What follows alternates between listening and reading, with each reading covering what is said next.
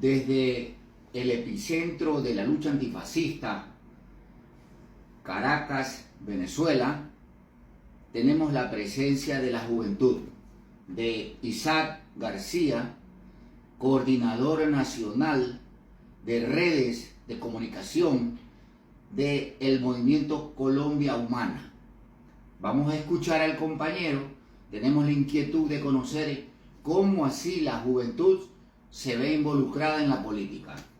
Dale, Leo, gracias por la invitación y un saludo a todas las personas que nos ven desde Ecuador y desde todas las partes de América Latina y el mundo. Vamos a conversar un rato bien sabroso. Dale, ¿cómo se involucran ustedes en la juventud? ¿Cómo se ve involucrada en la política? Bueno, Leo, te cuento, en mi caso, yo vengo de Cúcuta, Colombia, que es la frontera entre Colombia y Venezuela, una zona que históricamente ha vivido el conflicto y la migración de distintas formas. Y bueno, mi familia llega a un barrio periférico de invasión, desplazada por la violencia interna de Colombia, se asienta ahí, yo muy niño. Entonces como que todas esas necesidades del lugar donde empezamos a vivir lo obligaba a uno a empezar acciones de liderazgo para intentar resolver todas las problemáticas que teníamos alrededor en torno a la escuela, en torno a los servicios públicos, en torno al acceso a derechos, en torno a la vía sin pavimentar. Comenzaste a militar sí, por los derechos. Sí, entonces ¿Dónde? desde muy temprano en mi barrio, que es un barrio periférico de Cúcuta, me hice líder juvenil como desde los 13 años. Luego mi mamá estaba muy activa en la política comunitaria. Entonces a los 20 años me hago presidente de Junta de Acción Comunal, que es una figura organizativa barrial colombiana. Me hago presidente del barrio y empiezo a hacer muchas gestiones como la legalización de predios, la construcción de infraestructura para la comunidad. También he sido líder juvenil, fui consejero municipal de juventud, hago parte del Consejo Departamental de Paz de Norte de Santander y he ocupado distintos cargos dentro de la organización comunal como coordinador nacional de comunicación de la Confederación Nacional de Acción Comunal, que es la organización del barrio, pero a nivel nacional. Y bueno, que todas las necesidades, todas las problemáticas me llevaron desde muy temprano a entender y a tener una opción preferencial por los pobres, que eran también pues de donde yo venía. Entonces ahí se me despertó, digamos, la lucha, pero siempre tuve un enfoque crítico, un pensamiento crítico. Y eso me llevó siempre a militar en la izquierda, milité en movimientos... Militaste en la izquierda, mejor dicho. Totalmente, cierto. ¿Y militaste en qué? ¿En qué movimiento? ¿En qué grupo? Me sirven un café y le baten el azúcar a la derecha y no me lo tomo. Ya. Entonces, bueno, empiezo a militar primero, estuve en movimientos sociales nacionales urbanos, como era el Congreso de los Pueblos, participé en el Polo Democrático Alternativo, que fue una propuesta de convergencia de izquierdas.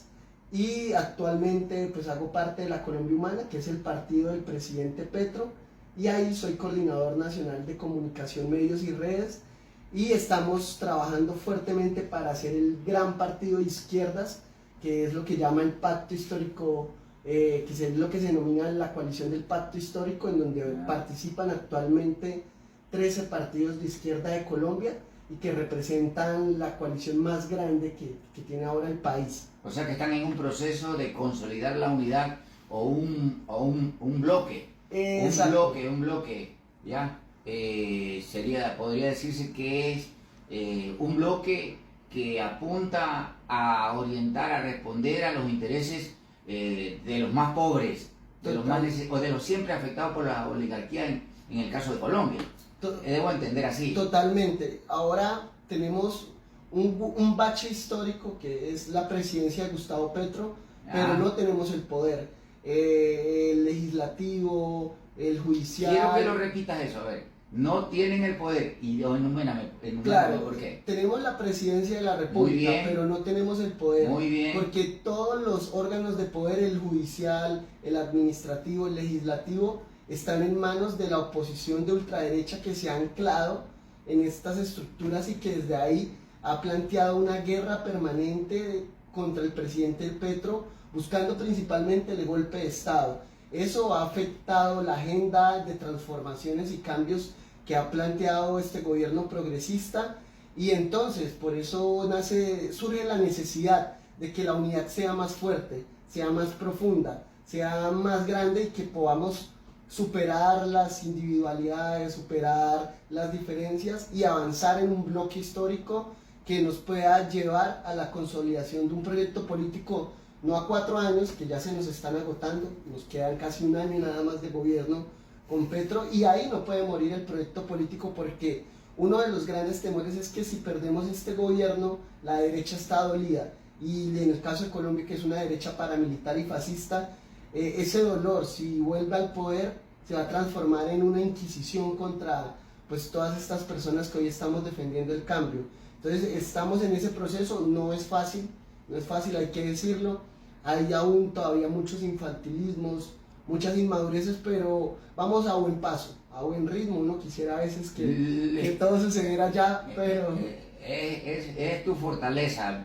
Veo que eres un individuo que está bien firme en su forma de pensar y tiene decisión, porque lo más importante es pensar pero actuar. Total. Porque solamente pensar sin actuar no sirve de nada. Claro, entonces, lo que tú dices, por ejemplo, la derecha ha aprendido en toda América Latina con los procesos progresistas, pero también nosotros, los hombres de izquierda, tenemos que aprender.